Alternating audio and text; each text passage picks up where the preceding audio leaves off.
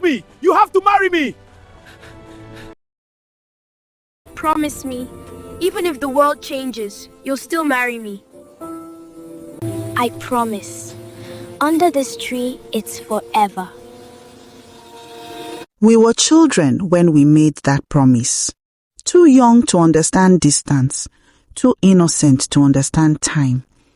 Life came quietly and pulled us in different directions.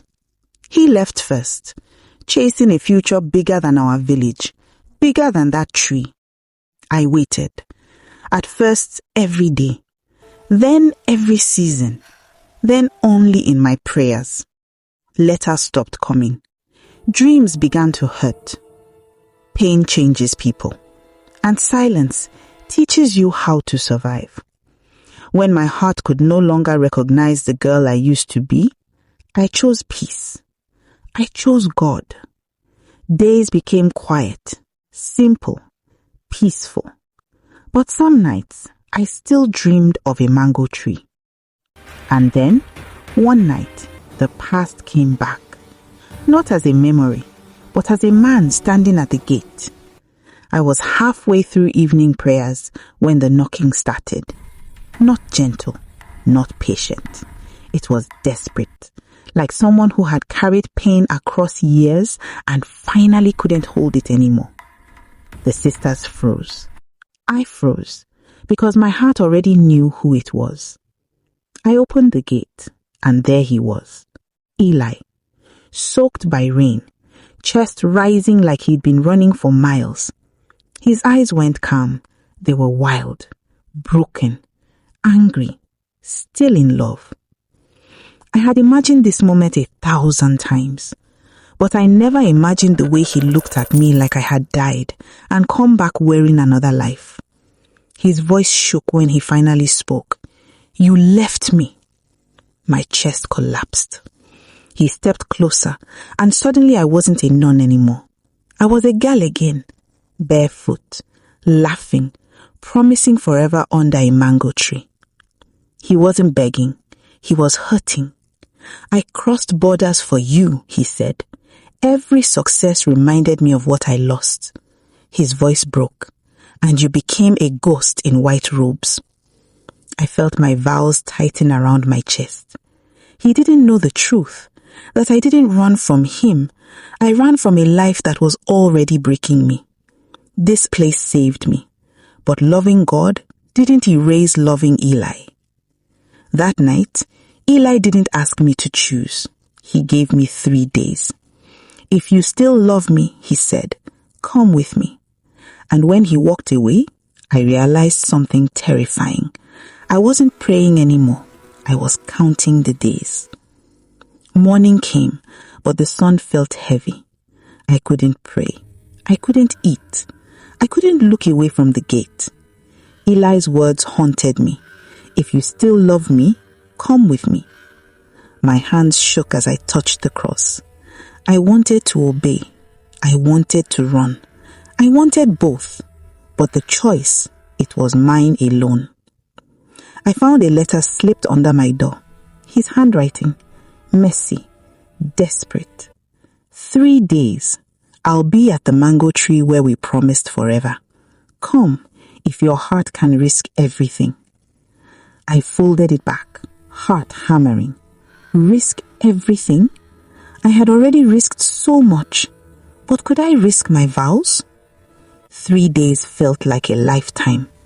Every prayer twisted into memories of him. Every hymn reminded me of promises we made as children. I tried to remind myself, I chose this life. I am safe here. I belong here. But my heart, it refused to listen. The 3rd day arrived. I walked to the mango tree, feet trembling, heart screaming. And there he was, Eli, waiting, soaked in sun after the rain, eyes glowing with hope and desperation. He didn't speak at first. He just watched me. And in that silence, the years, the longing, the pain, all of it spoke louder than words. I couldn't speak. And then he did. I've lived for this moment for years. Even when you weren't mine, I carried you with me. Every success, every silence, I dreamed you'd come back to me. I felt my chest tear. His words weren't just love. They were need. They were fire. They were desperation. And suddenly, I realized I couldn't choose safety. I couldn't choose vows. I wanted him. I needed him. Then it happened. A breath, a step, and our hands met. The world disappeared. The vows, the convent, the past. Nothing mattered but this moment. He pulled me close, and for the first time in years, I didn't fight. I let him kiss me. It wasn't just passion. It was release. It was forgiveness. It was the promise of the past finally coming alive. I didn't know then that love this strong comes with a cost, and that tomorrow the convent would demand I make a choice I could never undo. The next morning they knew. Sister Margaret's eyes pierced me like ice. The abbess didn't even speak, just stared. I felt my chest tighten. It wasn't anger that scared me. It was the weight of expectations. "Do you understand what you are choosing?" Sister Margaret whispered. I did, and yet I wouldn't regret it. I stood there trembling. The world outside awaited. Streets, people, Eli. I knew leaving meant stepping into uncertainty, but staying meant losing the only love I had ever truly felt. I choose love, even if it breaks everything else. Sunset. I ran, past stone statues, trailing robe, and there he was, Eli, waiting, heart pounding, hands open. I leapt into his arms. For the first time, freedom. Outside, the world smelled of rain. Children played. Vendors shouted. The city didn't care about vows, convents, or expectations. Eli's hand tightened on mine. "We'll figure it out, together." I nodded, my heart racing. For the first time, I had chosen my heart. We had just stepped into the street, finally free. And then she appeared.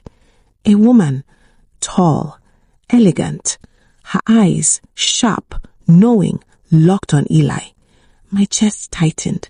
Something about her made my stomach twist. I stumbled back, trembling. Who is she?" I whispered to myself. The woman smiled faintly, not cruelly, not aggressively, just unnervingly calm. Eli didn't see her, or pretended not to. He reached for my hand, trying to reassure me, but I couldn't shake it. My mind raced. Was he hiding something? Was she part of this world I didn't understand? Had I sacrificed everything for nothing? I looked at them both, and my heart shattered a little. Who is she really? My hands clenched, my eyes burned. I wanted answers, and I feared the truth. The rain dripped on the streets, cold and unforgiving. And there she was, the woman I had never seen before, yet somehow familiar. Her eyes locked on Eli, and then they flicked toward me, sharp, calculating.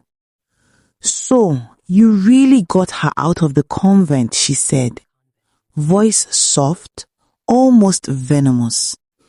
I thought I would get my chance. My stomach sank.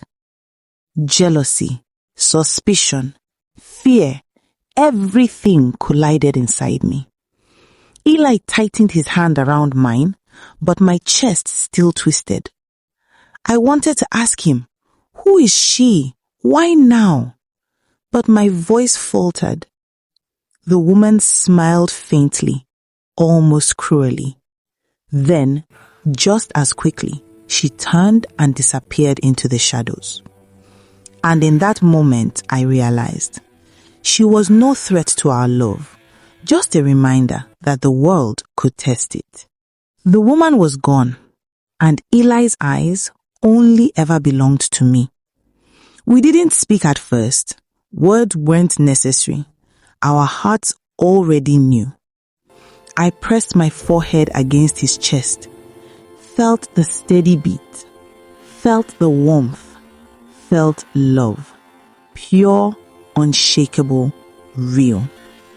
And I whispered, barely audible, "It's just us now." He smiled softly. "It's always been us."